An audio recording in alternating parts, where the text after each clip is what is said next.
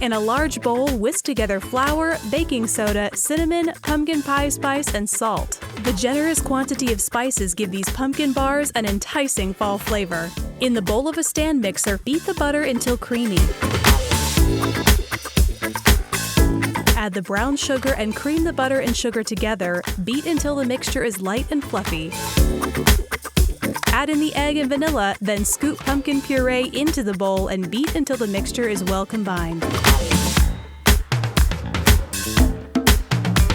Combine the dry ingredients slowly to the pumpkin mixture with the mixer on low speed. Mix just until combined, then set aside.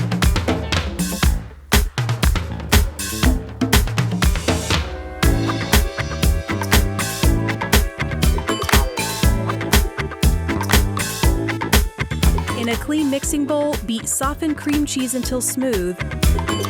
Add in the sugar, egg, and vanilla until well combined.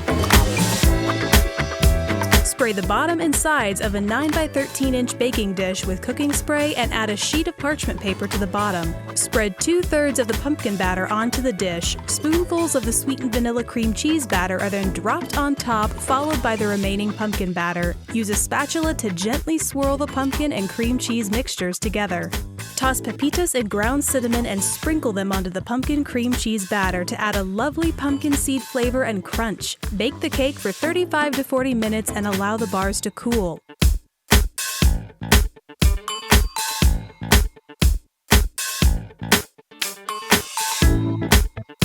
Ready to ditch your traditional Thanksgiving sweet potato casserole for a decadent sweet potato dessert? The ground cinnamon, nutmeg, ginger, and cloves make this cake irresistibly fragrant, and the sweet potato puree lends an earthy hue and additional moistness.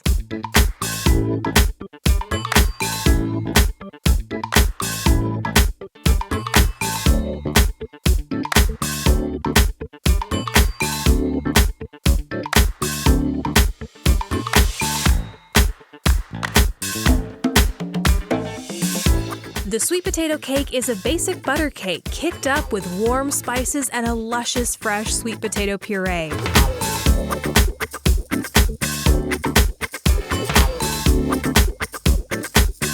This mouthwatering take on the standard sweet potato and marshmallow combination is a stunning bundt cake, vividly glazed with a bright white marshmallow frosting and lavishly sprinkled with the pecan crisp topping. To make the pecan crisp, combine flour, pecan pieces, oats, brown sugar, and butter.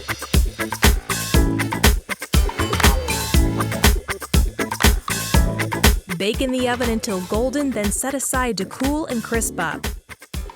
The sweet marshmallow glaze can be made in just minutes. Simply beat together marshmallow cream, powdered sugar, and milk until it becomes silky smooth and pourable.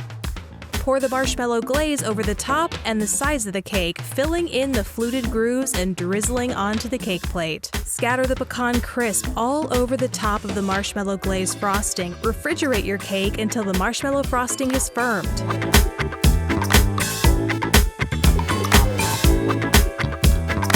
In a small bowl, combine brown sugar, granulated sugar, orange zest, salt, and melted butter. Add the flour and stir until the mixture becomes a paste and set aside. In a large bowl, combine flour, sugar, baking powder, baking soda, and salt. Add chunks of butter and cut them into the dry ingredients until the mixture is crumbly. Whisk together the egg and orange juice in a small bowl. Pour the juice mixture into the flour mixture and stir just until the ingredients are moist. Gently fold the fresh cranberries until they're incorporated. Don't overmix, or you'll end up with dense muffins. Scoop the muffin batter into the paper-lined muffin pan, evenly filling each cup. Top with a generous sprinkle of streusel. Bake the muffins at 350 degrees Fahrenheit for 30 minutes. Serve warm or at room temperature.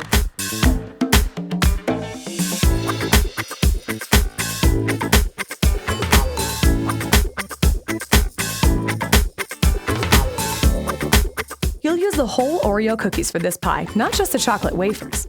Make your life easier by crushing them in a food processor. When your sweet tooth begs for a cool, creamy dessert, stop what you're doing and make this chocolate peanut butter pie. Inspired by a recipe from the Food Network's Ree Drummond, here's a version with a small change that makes a big difference in taste. No question, chocolate and peanut butter are a match made in sweet treat heaven. But sometimes candy just doesn't satisfy your need for a summer-loving dessert that doesn't melt in your purse. Bake the crust for a few minutes, then allow it to cool completely. Now for the peanut butter filling. Beat the peanut butter, softened cream cheese, and powdered sugar together until smooth. The secret ingredient that makes our pie special is whipped cream. Instead of opting for fake fluffy stuff like Cool Whip, we use the real deal. It makes a delicious difference. Gently fold in the whipped cream, which will lighten the peanut butter mixture.